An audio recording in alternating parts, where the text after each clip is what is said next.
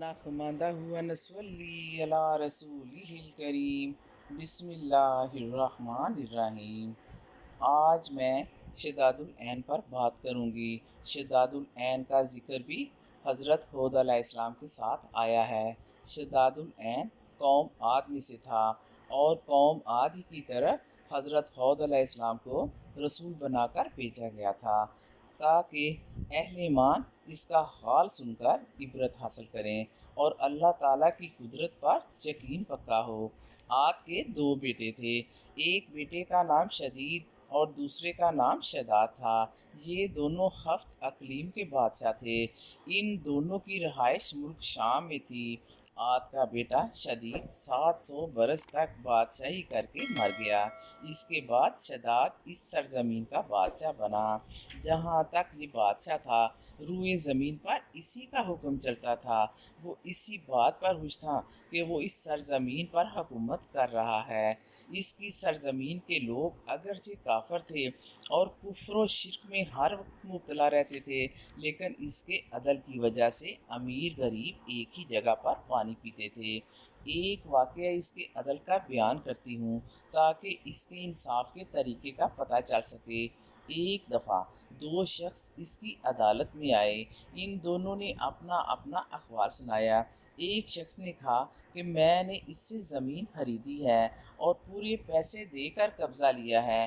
میں نے اس زمین میں خزانہ پایا، وہ اس کو دیتا ہوں تو یہ کہتا ہے کہ زمین میں نے بیچ دی ہے، اب میں اس خزانے کا مالک نہیں ہوں۔ دوسرا، میں نے اس سے زمین خریدی ہے، خزانہ نہیں خریدا، اب یہ اس کے لینے میں بہانے کر رہا ہے کہ یہ خزانہ میرا نہیں ہے۔ حاکم وقت یعنی شداد نے کہا تم دونوں کی کوئی اولاد ہے کہ نہیں؟ دونوں نے بتایا کہ ایک کی بیٹی ہے اور ایک کا بیٹا ہے۔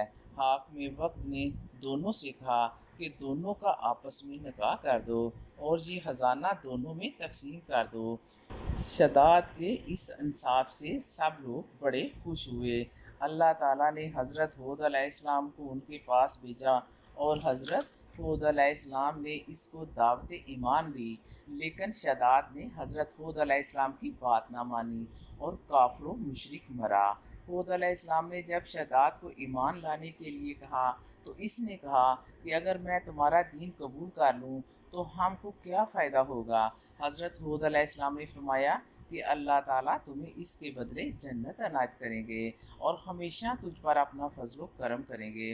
حضرت ہود علیہ السلام نے شداد کو اچھی اچھی باتیں بتائیں جو روز قیامت نجات کا سبب بن سکتی تھیں، لیکن شداد پر ان باتوں کا ذرا بھی اثر نہ ہوا اور کہنے لگا تو مجھے بہشت کا لالچ دیتا ہے، میں نے بہشت کی صفت سنی ہے اور میں بھی اس دنیا میں بہشت بناؤں گا اور دن رات اس میں عیش و عشرت کروں گا، مجھے تیرے خدا کی بنائی ہوئی بہشت کی کوئی حاجت نہیں، کیونکہ میں اپنی بنائی ہوئی بہشت میں ہی عیش و عشرت کروں گا۔ اس بات چیت کے بعد شداد نے مختلف ملکوں کے بادشاہوں کو خطوط لکھے۔ اس نے لکھا کہ آپ لوگوں کے ملک میں جو زمین ہموار ہے اور اس میں نشیب و فراز نہ ہو مجھے اطلاع کریں، کیونکہ ہم اس جگہ پر بہشت بنانے کا ارادہ رکھتے ہیں۔ اس کے بعد اپنے قاصدوں کو ان ممالک میں بھیجا تاکہ ان ممالک سے سونا چاندی ہیرے جواہرات لے کر آئیں۔ ان قاصدوں سے یہ بھی کہا کہ جتنے بھی مشک، عنبر اور مروارید ہیں ان سب کو ساتھ لے کر آئیں۔ اس وقت شداد کے زیر اثر 1000 ملک اور 1000 شہر تھے اور ان ملکوں اور شہروں میں 1,00,000 آدمی بستے تھے۔ بہت ہی جستجو کے بعد عرب کے ایک خطے میں جس کی مسافت 40 فرسنگ تھی، اس کے بعد عمرہ کو حکم دیا کہ وہ پیمائش کے لیے 3000 اساتذہ کا انتظام کریں اور ہر استاد کے ساتھ 100 بہترین کاریگر ہوں، اور لوگوں سے کہا کہ سارے ملک کا خزانہ یہاں جمع کریں۔ بنیادوں کے لیے 40 گز زمین کو نیچے سے کھودا گیا اور سنگ مرمر سے بنیادوں کو رکھا گیا، چنانچہ اس کی دیواریں چاندی اور سونے کی اینٹوں سے اٹھائی گئیں۔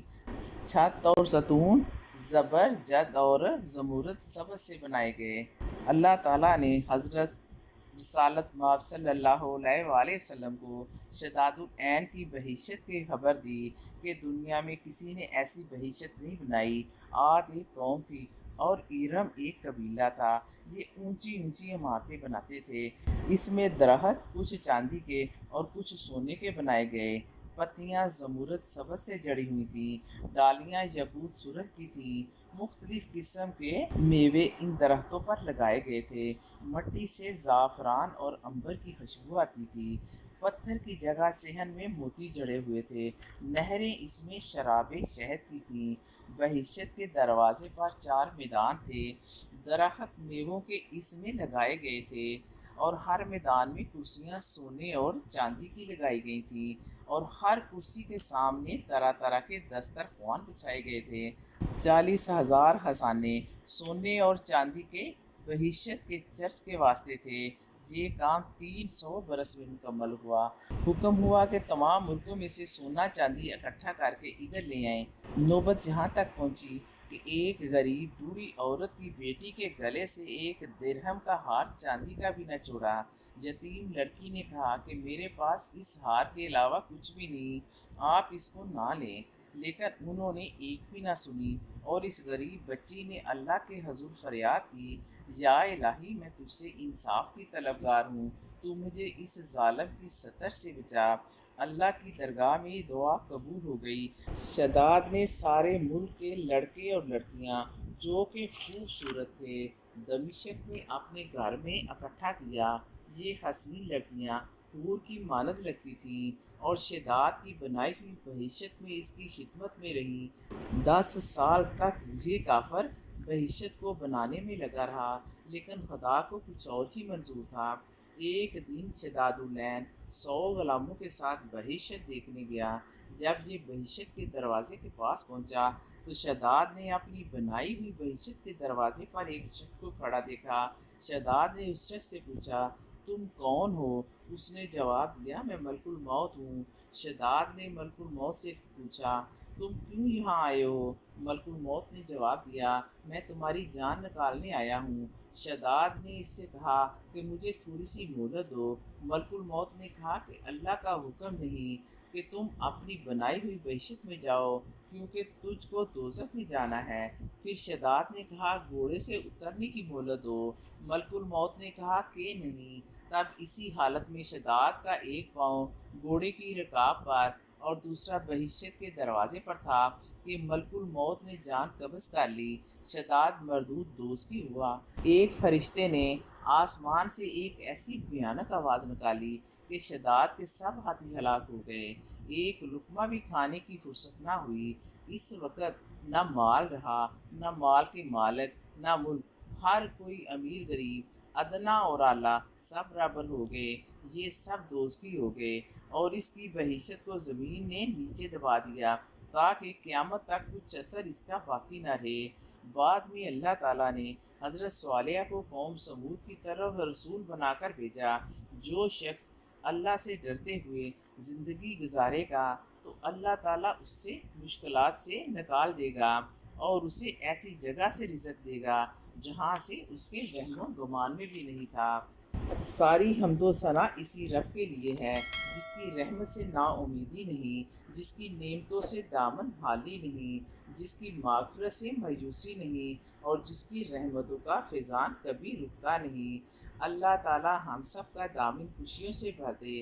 اللہ تعالی ہم سب کو پریشانیوں سے دور رکھے اور کامرانیوں سے سرفراز فرمائے اور زندگی میں لا تعداد خوشیاں عطا فرمائے۔ اور جو شخص اللہ پر بھروسہ کرے گا تو اللہ تعالیٰ خود بخود اس کے لیے راہیں بنا دے گا۔ جو شخص اللہ سے ڈرتے ہوئے زندگی گزارے گا اللہ تعالیٰ خود بخود اس کی مشکلات میں آسانیاں پیدا کرے گا۔ اللہ تعالیٰ تمام مسلمانوں کو نماز پڑھنے اور اسلام کے 5 ارکان پر چلنے کی توفیق دے۔ ہمارے ماں باپ پر خاص کرم کرے اور فضل کرے اور ہم سب کے صغیرہ و کبیرہ گناہ معاف کرے۔